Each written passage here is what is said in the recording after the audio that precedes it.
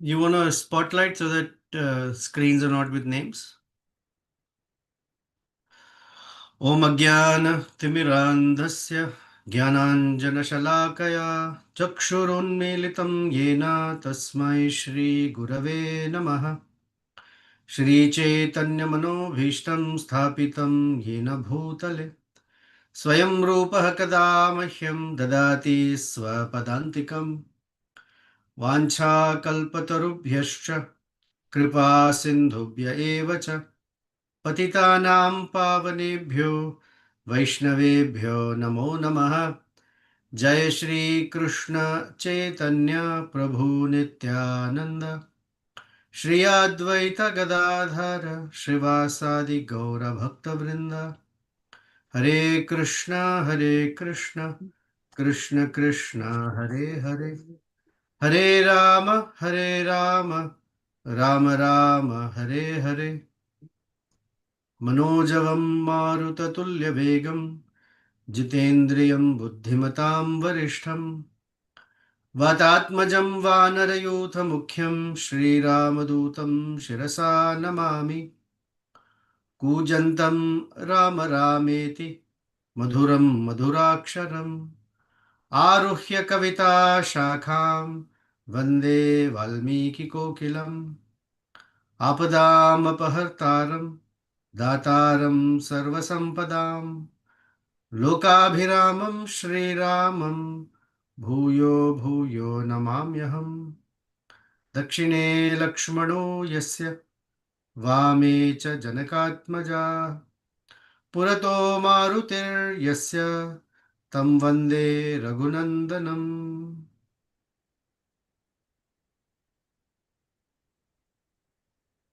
It is hard to switch into war mode, but that's where we are. We are in a very strong, feisty, formidable battle. And for a moment, we're going to be in Ravana's team. So the entire Rakshasa army has been harassed to such a degree when Hanuman crushed Dhumraksha with a mighty mountain peak and completely crushed him and killed him.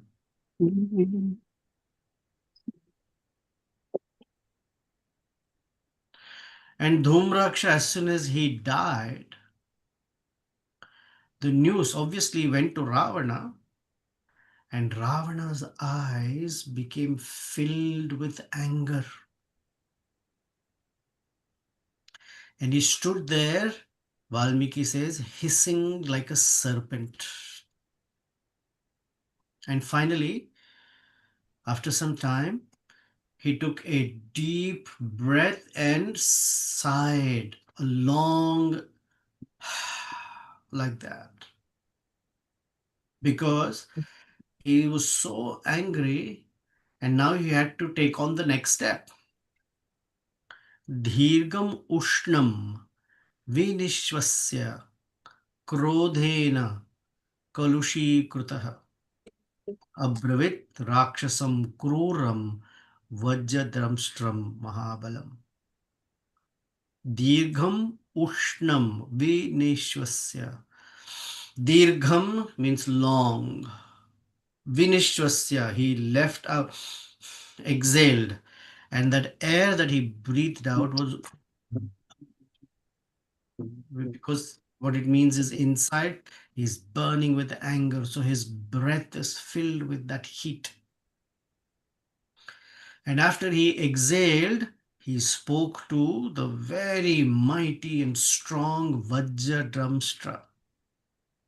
Vajradamstra, that means teeth that are like Vajra. You can say are like lightning or diamonds. That means a very, very strong teeth. Especially the teeth are the canine teeth, which means they were so strong to indicate that he was a mighty Rakshasa that could tear flesh, very ferocious. These are the indications.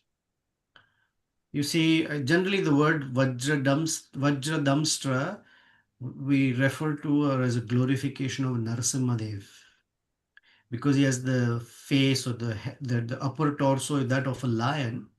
The torso is of a lion, the head, and he has these mighty large canine teeth because a lion is a predatory animal.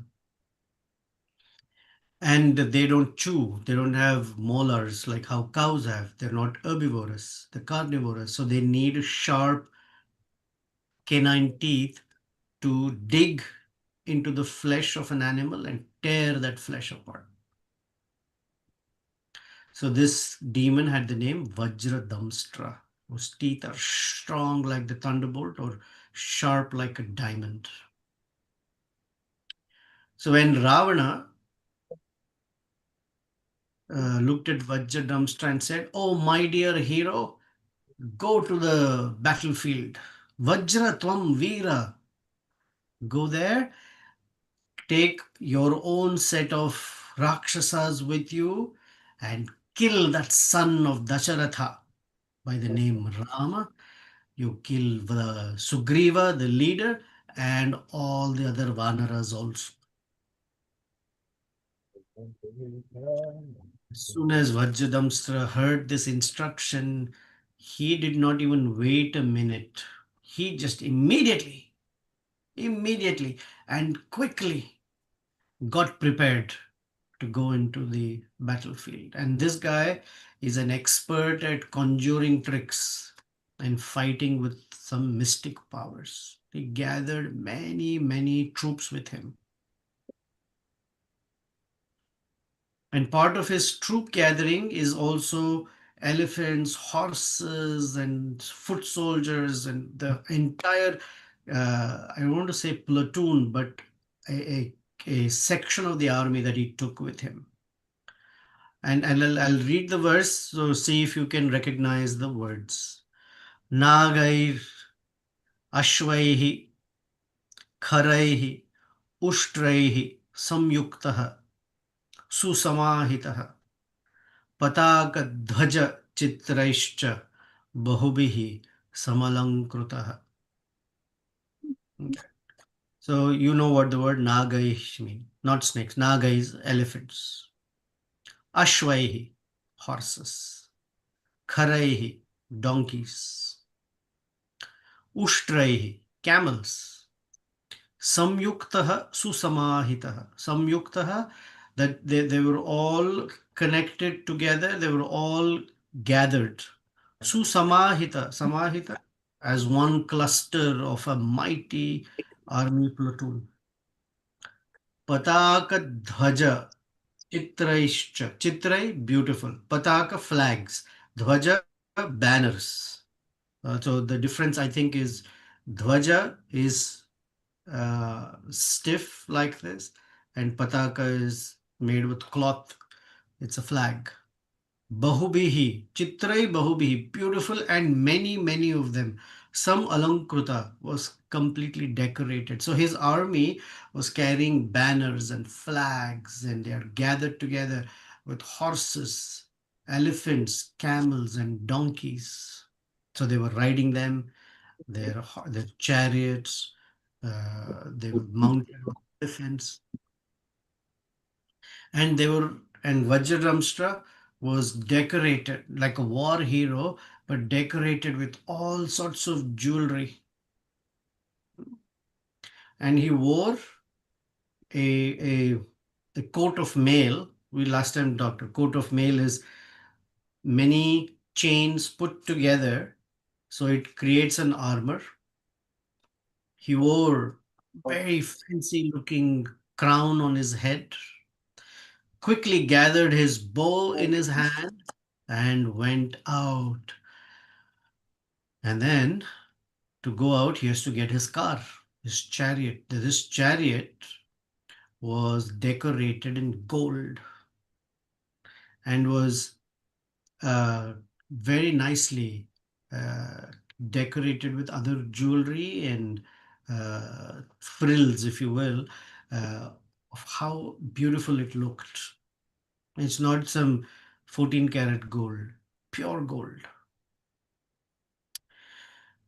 He took swords with him that were sharp on both edges, iron clubs, very polished hammer like weapons, slings, where you put a stone or some sort of ballistic, you swing it, and you sling the weapon.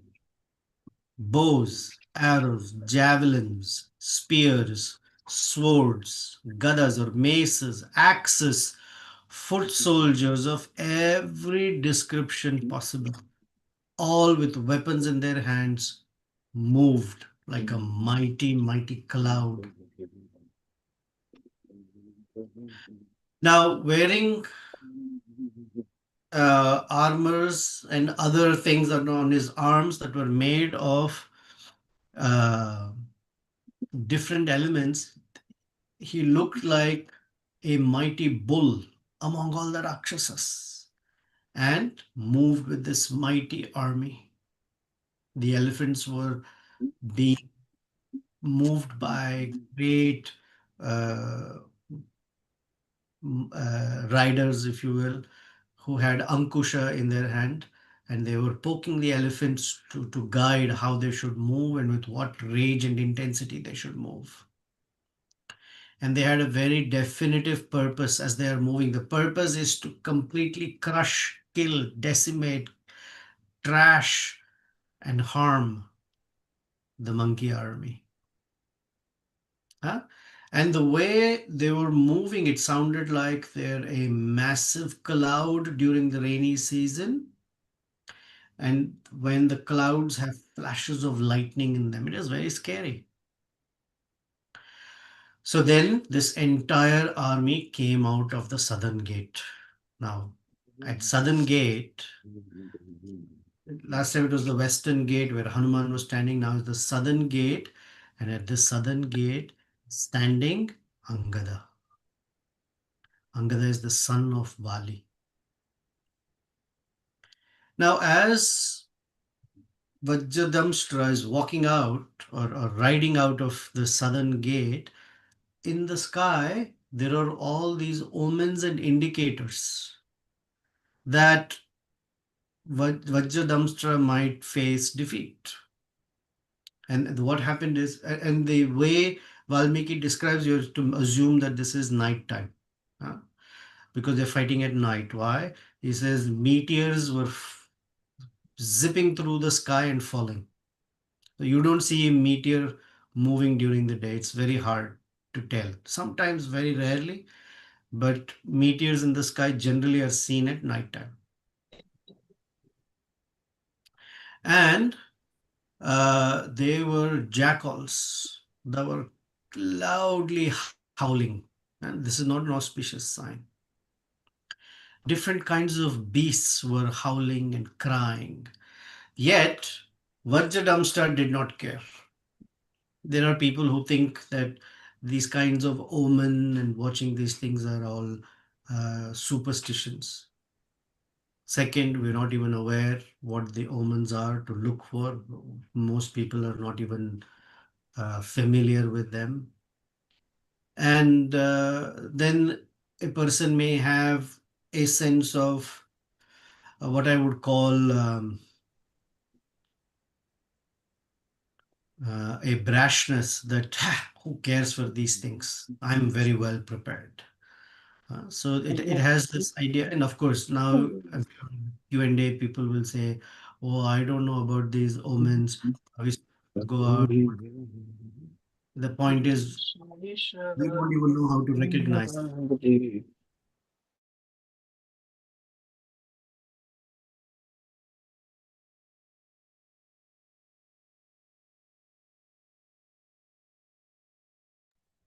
Vajradamstra did not care for all the signs and omens and indicators. For him, he was armed well enough. He had previously won many, many battles. He had all the things that he thought he needed, but they're all physical, they're all material. I have weapons, I have armor, I have great medals, I have chariots, elephants, horses, army. everything, and I have this great enthusiasm to go kill the monkeys. So Vajradamstra, who was very eager to fight, went out. The similar when Vali, interesting that Vali also, when was invited by Sugriva, he was rushing out, and Tara interrupted and said, "Please don't go out. You have not read the signs.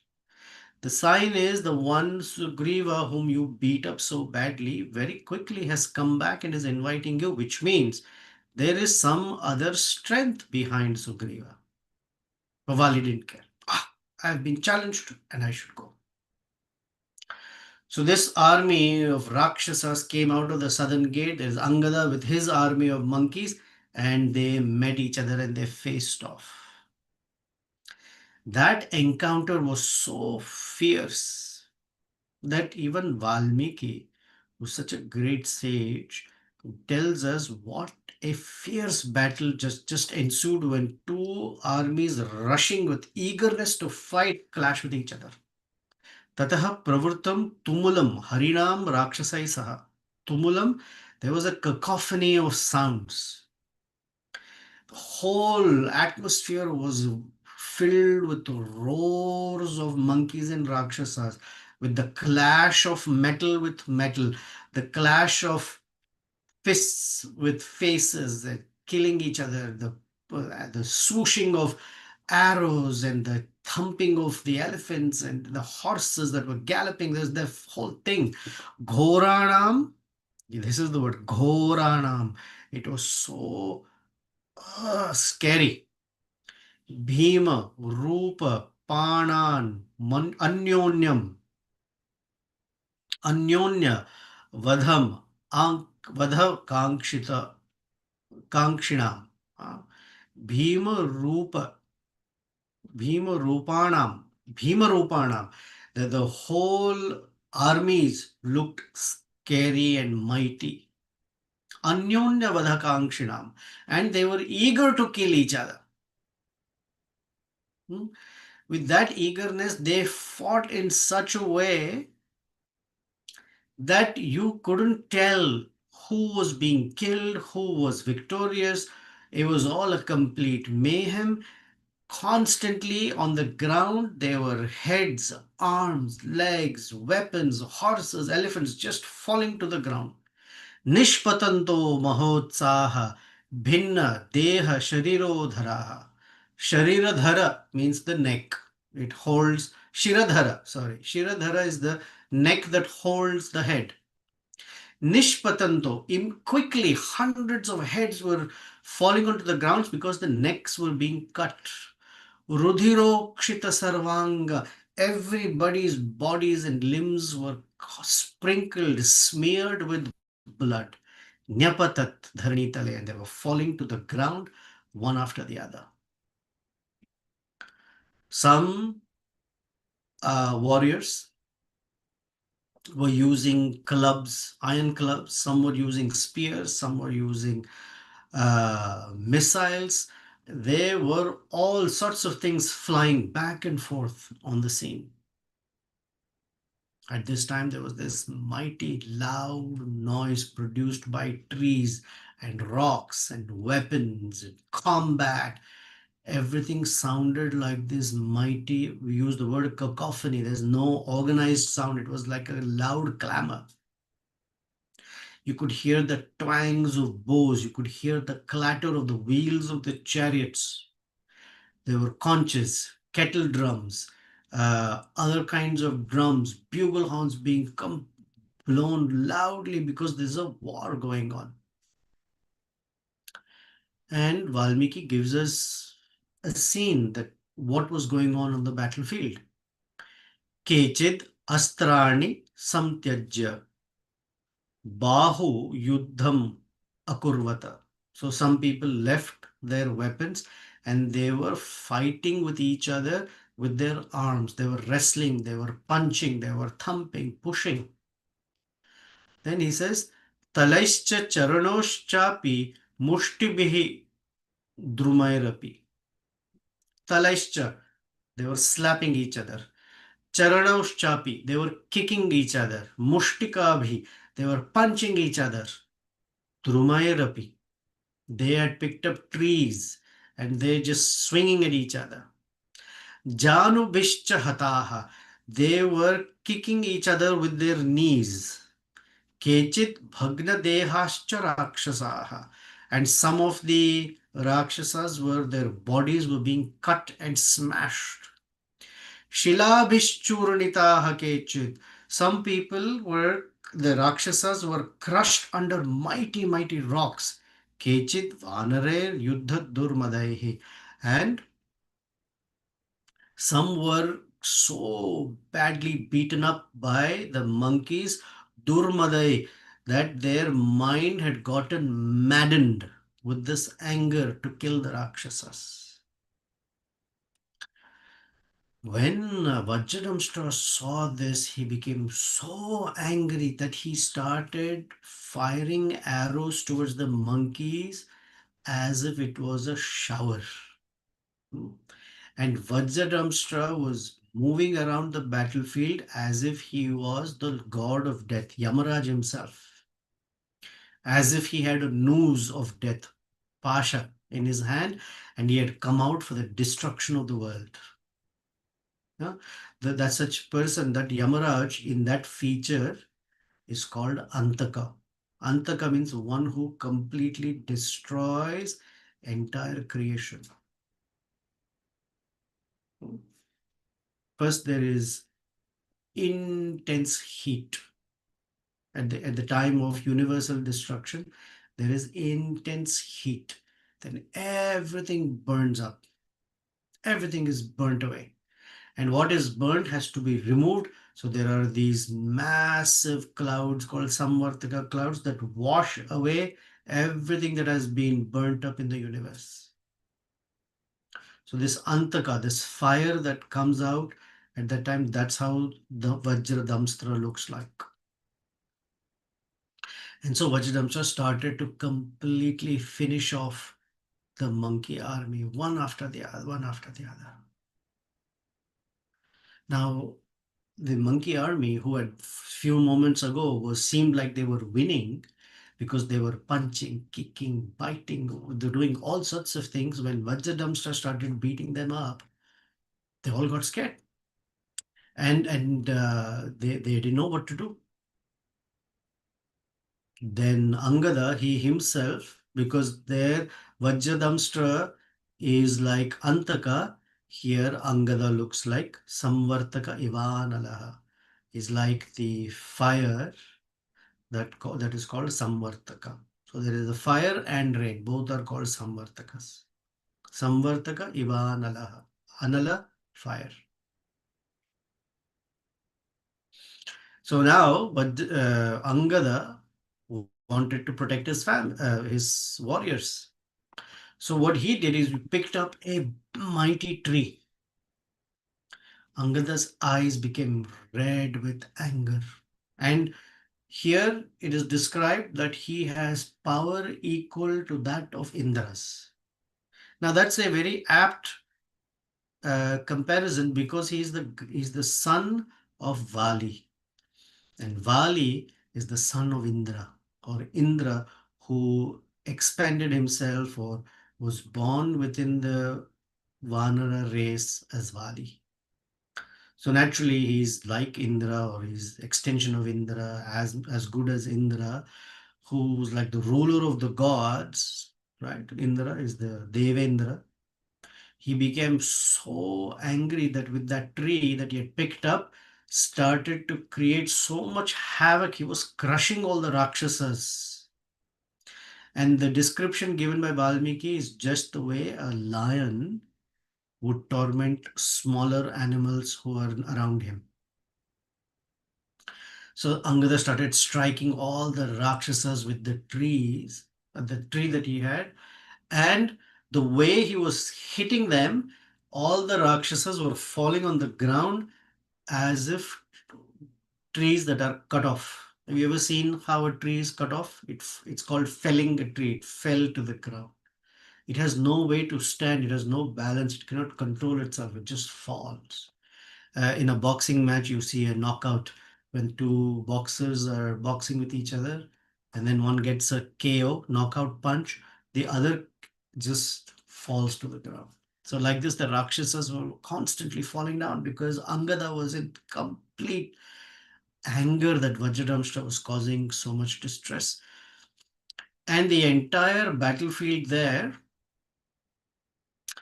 uh, started becoming decorated. Valmiki says, decorated with the bodies of Rakshasas. You could hear when Angada was smashing them with the trees, you could hear their skulls crack.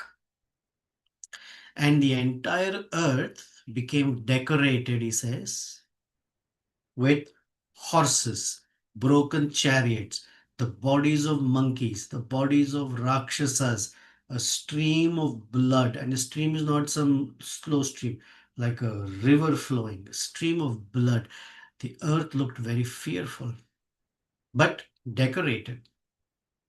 You could see the bhumi is feminine, and a woman dresses herself with necklaces, armlets, clothing, jewelry of the varieties. Similarly, Bhumi Devi was decorated with the broken limbs of Rakshasas, monkeys, chariots, horses, elephants, camels, donkeys, blood everywhere. It looked like she was dressed very nicely on an autumn night.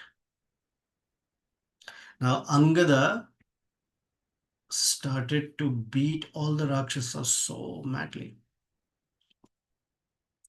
So Vajradamshra, who's been fighting, when he saw what power Angada had in Vajradamshra, his own anger doubled. He became very, very angry.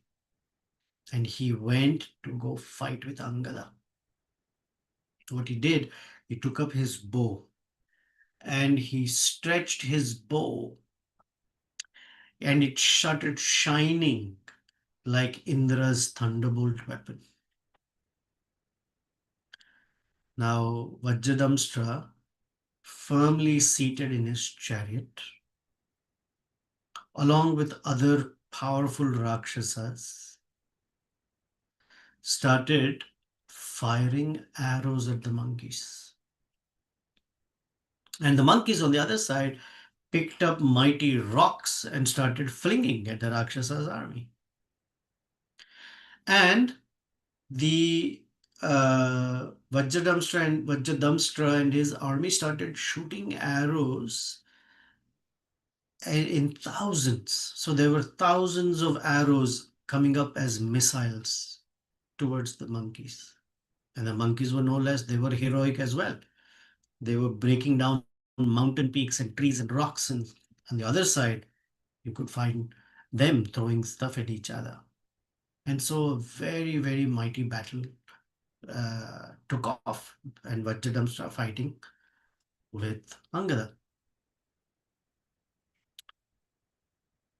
And as these arrows are going, heads were being cut off, bodies were being lacerated, arms were being cut off, legs were being cut off, all sorts of ways. Yeah. And the way they were being killed and bathed in blood, the bodies were fallen on the ground, that in the sky, uh, crows, vultures, and other carnivorous birds, including jackals, other animals, started to gather around these dead bodies because they're all waiting to feast on the flesh of monkeys and Rakshasas. On the battleground, Valmiki says, Kabandhani. Kabandha means the trunks of bodies, the ones without heads and no legs. Kabandha. That was one of the name of the Rakshasa that Ramachandra met uh, in before he entered Kishkinda, because Kabandha told him, go meet Sugriva. Kabandha means he only had the torso, the trunk of the body. Everywhere, Kabandhani. Samutpeturbhir Samutpeturbhirunam. They were falling. That means people's heads were being cut off. Monkeys and rakshas, the heads were being cut off, and just the torsos that were moving around. No head, no hands, no legs, just the bodies. They caused fear in people who were when they saw this scene. The Rakshasas had their hands, arms, legs cut off, and they all lay on the ground. Then Vajradamstra became even more enraged that what he's fighting really hasn't given him the outcome that he was looking for. So here Valmiki calls Vajradamstra Pratapavan. Pratapavan. Tapa means to cause distress, or distress is called tapa, burning. Pratapa, intensely distressing. One who can cause intense distress unto others. A mighty warrior. Vajradamstra just started gazing like, what is happening? This monkey army is so strong under Angada. So what he did is he said, I need to take this matter in my own hands. And seated on his chariot, he penetrated into the monkey army in such a strong way, with eyes red with anger.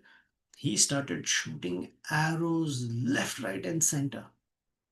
And these arrows were all meeting their targets, and the monkeys were being killed. And it's not just one arrow for one monkey. The fierceness and the precision with which he was firing arrows, Valmiki describes that one arrow would simultaneously kill sometimes seven, eight, nine, or even five monkeys. One arrow, like a bunch of monkeys would die. It's like, you know, how you would pass a skewer to a paneer tikka. I'm sorry for that comparison. That's the way to see that one arrow would pierce and kill multitudes of monkeys. So their bodies were being hacked left, right, and center. Angada was just looking there, and all the monkeys came running to Angada. And Valmiki says, just like all the created beings rush to Lord Brahma when they are being tormented, because Brahma is the great, not great, the great, but grandfather of the entire universe. So all beings, the devatas, whenever they're tormented by Hiranyakashipu, Hiranyaksha, Ravana, Kumbhakarna, etc., the Rakshasas, Kamsa, then everyone goes to Lord Brahma to say, please find some solution. Like this, the monkeys went to Angada. Now Angada is the hero, is the leader, is the prince. When someone comes to him, he has to solve the problem. Was Angada went to fight with Vajradamstra.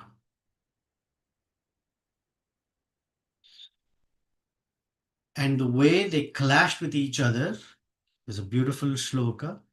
Vajradamstro Angadascho Ubhau. So they were together. No? They were facing each other, they had clasped each other. Yo yudhote yo yudhyete parasparam. Yo yudhyete parasparam. And they were fighting with each other.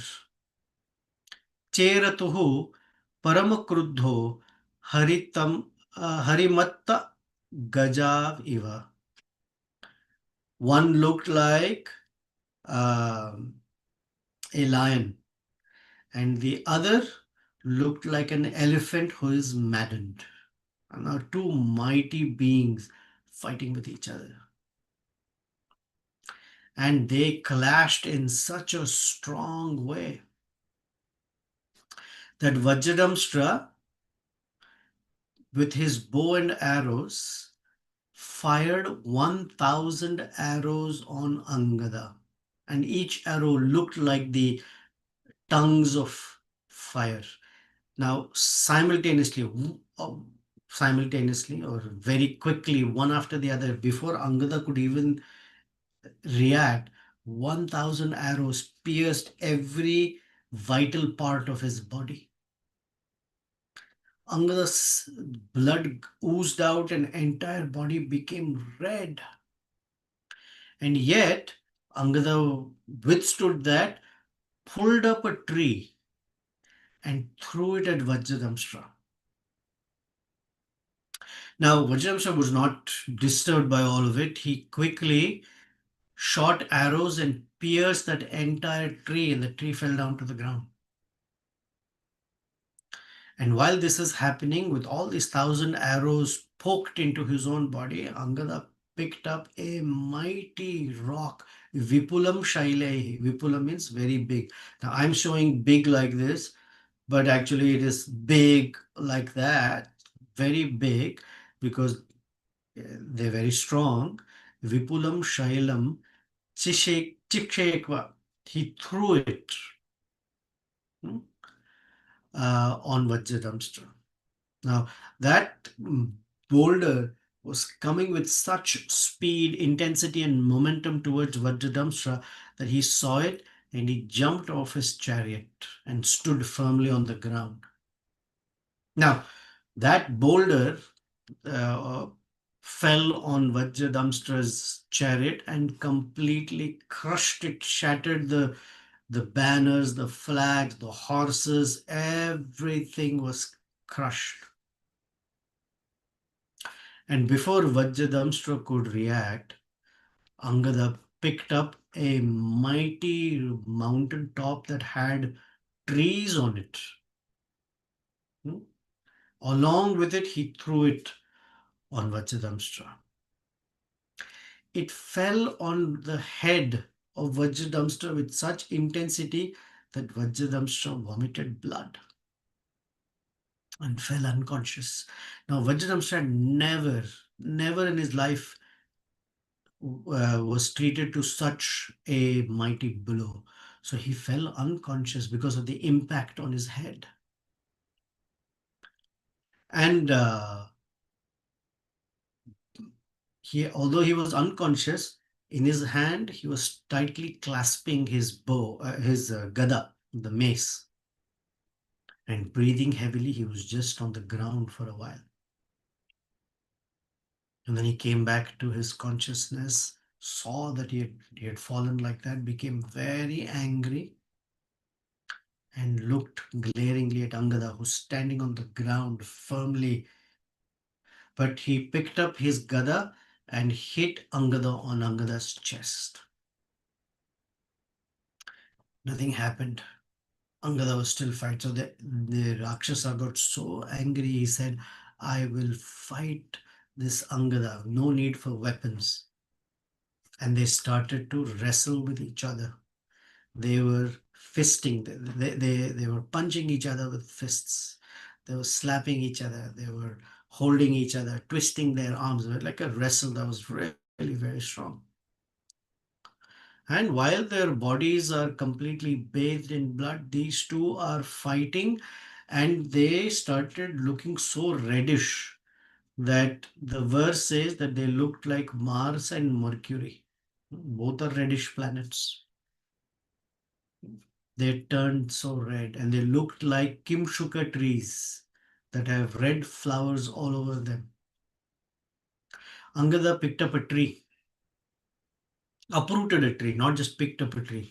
The word is important, uprooted. In the middle of the fight, imagine his power because the roots are very, very strong. A tree doesn't fall so easily. He just uprooted an entire tree because he was supremely energetic, he says. Parama Tejasvi Angadaha Plavagar the best of the monkeys. Utpatya Vriksham. He just plucked the entire tree with its flowers and fruits intact. So while he was pulling out this tree, Vajradamstra covered himself with a shield made of bull skin and pulled out his sword that had bells on it, tiny, tiny little bells, so they will ring and cling. And if you were to hit someone, then not only are their heads cut off, but there's a nice music to it. And this sword was encased in a very fancy leather sheath. And so now they are circling each other as they are trying to find how to fight with each other. And they're looking red like a kimshuka tree. Uh, they have been fighting so intensely that both of them are tired, and the way their tiredness is described is both fell to the ground on their knees. You've seen two people fight, they're so tired that their knees buckle and they fall on the ground with their knees. Now, as they are here the words it says is Yudhyamano Parishranto. Parishranta, very tired, exhausted. Janubhyam Avanim Gatau. Gatau, they went to or they fell Avanim on the ground, Janubhyam, by their knees. And both are exhausted. They're trying to take a breath. In that, in a moment, as quickly as the blinking of an eye, Angada stood up. And took Vajradamstra's sword, and with a one powerful strike cut off Vajradamstra's head into two parts. And that head fell to the ground in two parts and rolled out. Now, I can't imagine how, whether he cut off his neck or he cut the head in such a switch that two parts fell on the ground. At least Valmiki says, Mahat Shirah Jagan Vajradamstrasya Vali Sunur Mahabalaha. And he says, Rudhirokshitagrasya Babuva Patitam Dvidha. Dvidha in broken into two. Tacha Tasya Paritaksha Subham Khadgahatam Shiraha. That head broke or got cut into two parts and fell on the ground. Wow. Vajradamstra, Vajradamstra.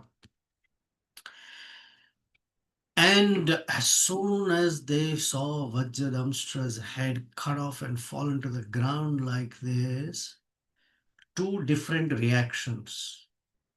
The Rakshasas got freaked out. They got so scared that they started running back towards Lanka.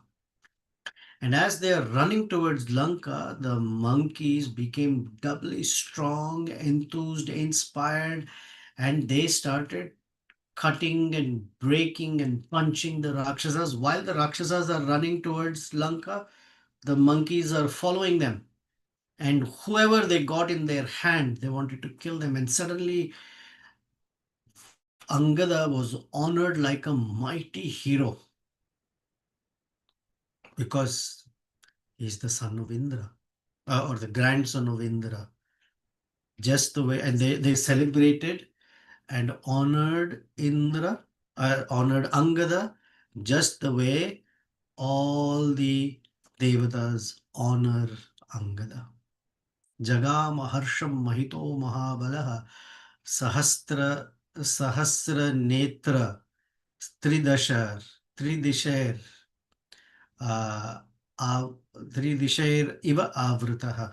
Like the demigods surround the thousand-eyed Indra, similarly all the Vanaras surrounded Angada for his mighty, mighty battle with Vajradamstra. So the news goes to Ravana. Now Ravana has to bring out the next batch of Rakshasas. And that next batch of Rakshasas are led by Akampana, which we will come to next week. So those are the two chapters of Angada fighting with Vajradamstra, the description of the battlefield, the description of how they fought with each other, the earth decorated, just like a woman decorates herself. The earth was decorated by bodies, heads, limbs, torsos, chariots, horses, elephants, camels, blood all the way.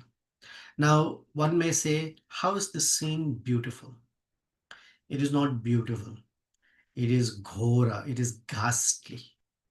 And because Valmiki is such a refined poet, he's talking about it in a way as if it looked beautiful by. So it's a style in which the most horrendous thing is described as beautiful.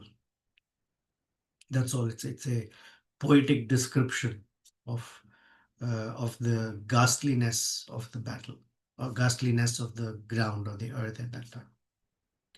Okay, any thoughts, comments, reflections from anybody?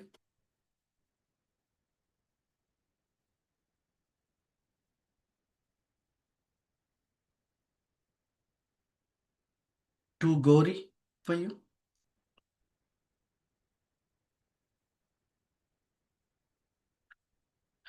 So I'm curious, as we've been describing the battle of this between the Rakshasas and Vanaras, what have been some of your contemplations on the Ramayana over the few weeks as we've been discussing this? It doesn't have to be about the war itself, but what's your contemplation?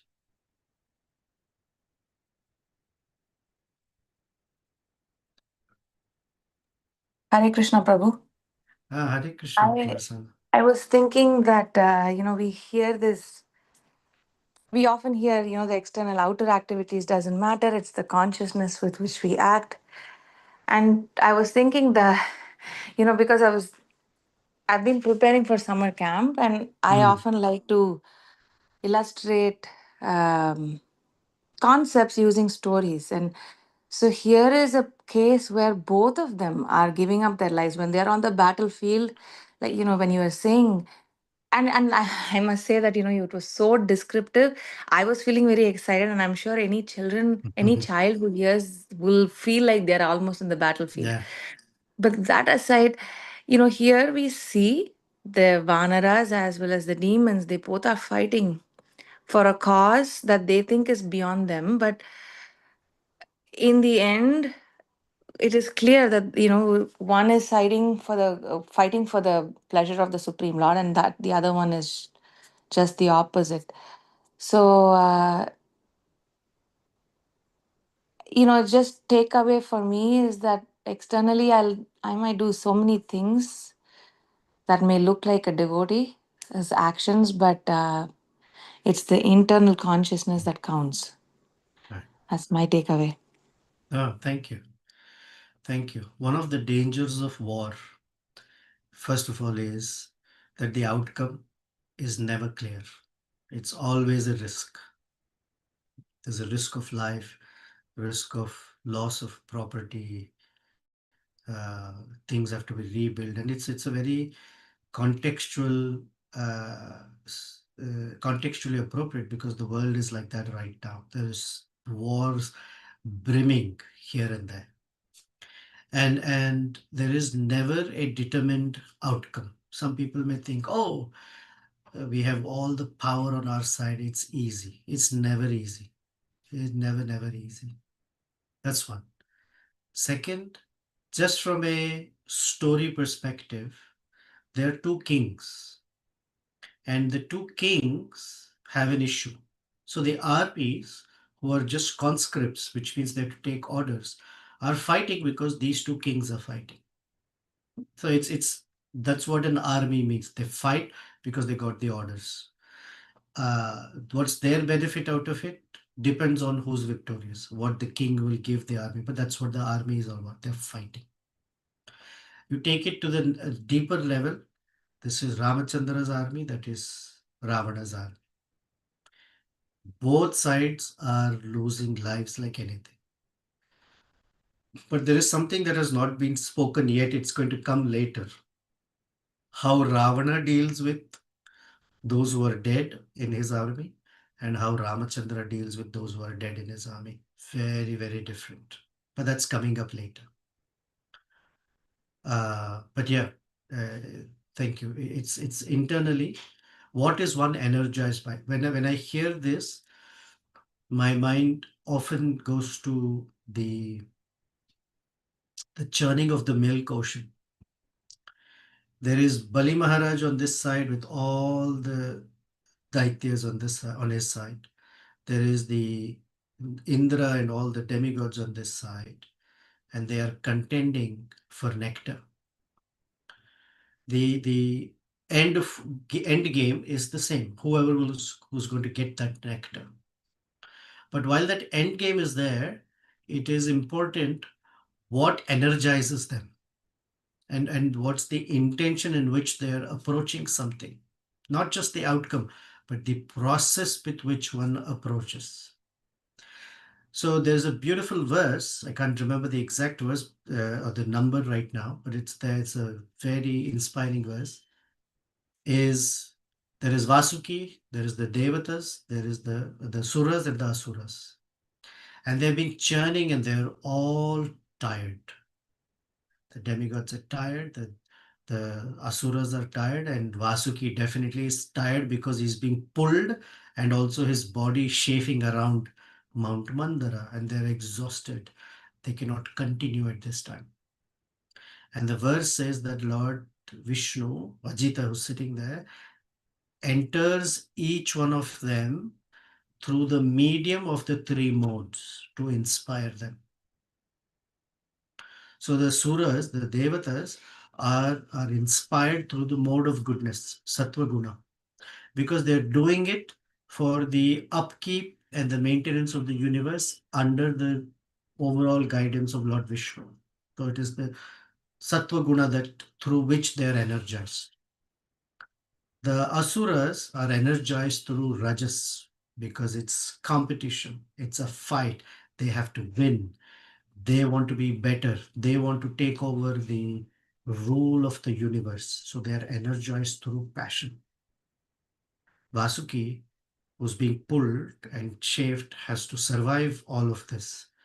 So he's energized through the mode of ignorance, tamas. So he doesn't feel anything. It's almost like he is under some sort of anesthetic. So this can continue. So it's a lovely verse of what the intention is, and depending on the intention, which mode energizes the person to accomplish what they are set out for or what they set out to. Thank you for that reflection, Varsa. Hare Krishna, Prabhu. Please accept my humble obeisance. Hare Krishna, Stila. As I have been hearing these war descriptions for the n number of classes that it has been going on, And for more me, N coming up. The war's not done anytime soon. which is in the material world also, war is not done Exactly. anytime soon. Yeah. Uh, Especially today, my mind was going to Utsaha, Nishchaya, Dhairya, and thinking that, like, just in today's class, you were describing at one point, Vanaras are thinking they are powerful, but at the other point, Rakshasas are thinking they are powerful. And it was going back and forth.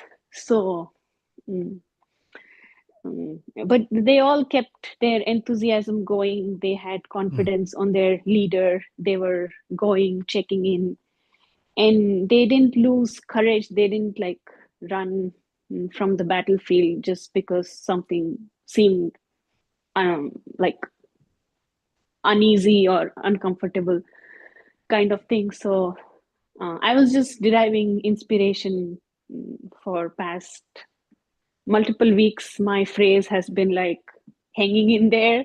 And Yeah. then when people earlier would say hanging in there, for me it was just like a, like a clause or a phrase. But like as I'm hearing these narrations and looking at my own situation, it feels like you're just hanging in there. What happens next minute, as you're saying, is uncertain. The result is always uncertain. And but then you don't lose your enthusiasm, courage, and Mm-hmm. determination is what I was taking from the narration. Thank you so much for Thank you. narrating. Thank you. As you're speaking, I wanted to say that we should see this entire range, or this entire section of the fight Yuddha Kanda, to give us inspiration or towards our anartha nivritti. It's happening in Lanka, which is the body. It is happening where Rama Ravana are there, the Vanaras are there, the Rakshasas are there. This is anartha nivritti. And in anartha nivritti, some days the devotional side of ours becomes strong and we're able to overcome or transcend some things. In some moments, the unearth feels or seems stronger, more overpowering, and sometimes it seems like we may succumb. So it's this way, that way. The graph is always, you know, if you want to use mathematical language, there is a local minima, local maxima. Things are always up and down, up and down, up and down. But what's important is to stay the course. Although the Vanaras are being beaten up, they are not giving up. And the Rakshasas will not give up either. But what gives strength and the inspiration take, what gives strength is there is a purpose.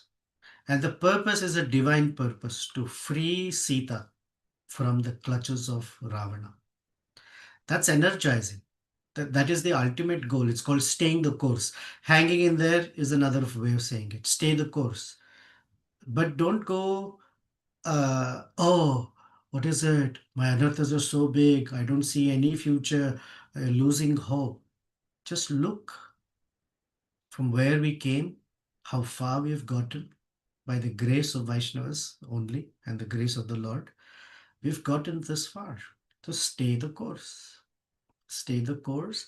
It's each day, take one day at a time, and work. Let's work on it, whatever it takes. Each one day. Some days are like this, some days are like that, another day like this, another day. It doesn't matter. Sometimes it's a nice smooth road, then there are ditches, whatever it is. It's the process of anartha nivritti. It is hard, it can be difficult, it can be life-giving or seemingly life-taking, or we are sapped of energy, we are inspired one day, whatever it is. Important is to stay the course, is to have lovely Vaishnava Sangha, the association of devotees that will support us, the association of devotees that will uplift us, and finally, of course, the eyes are set at the lotus feet of the Supreme Lord and his consort, that's where I want to get to. I stay the course. Sometime, and each day. Take one day at a time. Progress, not perfection. Each day, whatever is the progress. Our focus is on that. I stay the course. That's the Yuddha Kanda for me is inspiring. Yeah, it's hard. It's very hard. And then there's no stopping. One Rakshasa is killed, the next one shows up with his army. One Rakshasa is killed, the next one is called Dhumraksha, Vajradamstra, next is Akampana, and Ravana is still waiting. But stay the course, one step at a time. That's my motivational speech for myself, not for any of you, for myself. Thank you, Prabhu.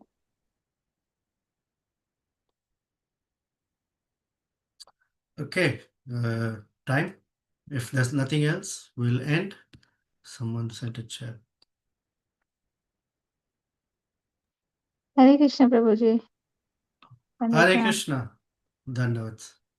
Um, Prabhuji, I am as I'm hearing, I mean, I really wonder and I feel it hard to believe the Mm, two sides when you describe the mm, one side which is completely prepared, trained, ready to fight, and the other side, though it is strong and ready to fight, but as such, it's not prepared with the weapons, with basically with which to fight. They mm, are not ready. Mm, and it's still at the end. I mean, it's a continuous journey. Still, right now we are in the middle of that, but it's still they win. Like one big Rakshasa warrior came out, and Vanaras actually won. mm, So it I I know the result. I know the history. I know not the history, but the story. But it's still, when I listen to you, I feel that it looks so impossible that the side which is not prepared is winning over the side which is prepared. mm, And this all is because Ramachandra is standing with them. mm, So that unspoken, unseen, invisible mm, weapon or power, what they are carrying, is something. It's mesmerizing that that unseen weapon which is there because of the Ramchandra. It's so heavy. It's so brutal that it can face all the um, modern technical weapons of the Rakshasa. So mm. it's a wonder. I'm actually I'm actually wonder Yeah, circling in Adbhuta. that. That's correct. Adbhuta. Before we talk of Sri Ramachandra, let's just take very human angle of it. The world has seen many wars where some armies think that they have very mighty weapons and they can crush their opponents. Hmm? Duryodhana had 11 Akshauhinis of armies and great generals. On the other side was only 7 Akshauhinis. So almost half, or just 60%. And the Pandavas hadn't fought for 14 years or 13 years. I mean, they were fighting in the forests and stuff, but not like a full-fledged battle.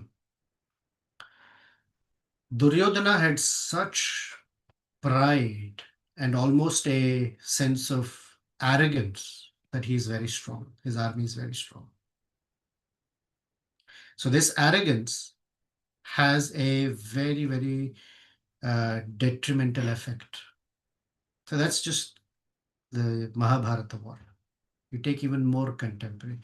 When the Mughals were fighting with the Marathas, the Mughal army was very big. What the Marathas did is that they performed what's called guerrilla warfare, is that they were smaller, even in stature, they were smaller, the fewer in number, but they started fighting the Mughals in the forests and in the hill slopes. The terrain was not something that the Mughals knew. So the Marathas were very victorious with a very smaller army. So it's not about big or small. It is about the fighting attitude, the underdogs. And in history, the underdogs always come out as surprises. US went to fight with Vietnam. US had such advanced technology and warfare and planes and helicopters, but they got crushed in Vietnam. They were defeated. And Vietnamese didn't have any, they were having revolution between North and South, but the Vietnamese, they knew their land, they knew their place. They really got the American army into a very bad fix. Although the American is very big and powerful. But I'm not talking they're Ravana or anything, just giving certain accounts of histories. So it is not about size, how big, how powerful. It's what arrogance that one carries with. And in the Jewish or Israeli, Jewish history, there is David and Goliath. Goliath is this mighty warrior, big, and David is little tiny guy. But David has a slingshot and then he kills Goliath. And that's a big story of how the underdogs will win because the big guys become overconfident and the small guys just stick to the game that this is what we're supposed to do. They have their eyes set on, they're not maddened with arrogance. That's just on a human level. Now, in this case, Sri Ramachandra is there. On that case, Krishna was with Arjuna. And that strength you cannot measure. It's called aprameya. You cannot measure, you cannot give an estimation at all. So when the jiva has to fight the Ravana like mind, although the mind is very, very strong, one is supposed to draw strength from Sri Ramachandra, this aprameya strength. Arjuna was drawing strength from Krishna, wisdom and strength. Similarly, the monkeys are being energized by Sri Ramachandra. The jiva, the living beings, we as sadhakas are to draw strength, not our strength, the sadhu strength, the guru strength, the shastra, strength from the shastra, the Supreme Lord, to help ourselves become free of the slaughter or the pangs of the mind and all the mind's associates. So it is the underdog that is, we're given so many, we might think, oh, I'm not be able to do it. Thus, the history is full of examples that without arrogance, if the underdog plays their game well, right, they will win. That's the lesson.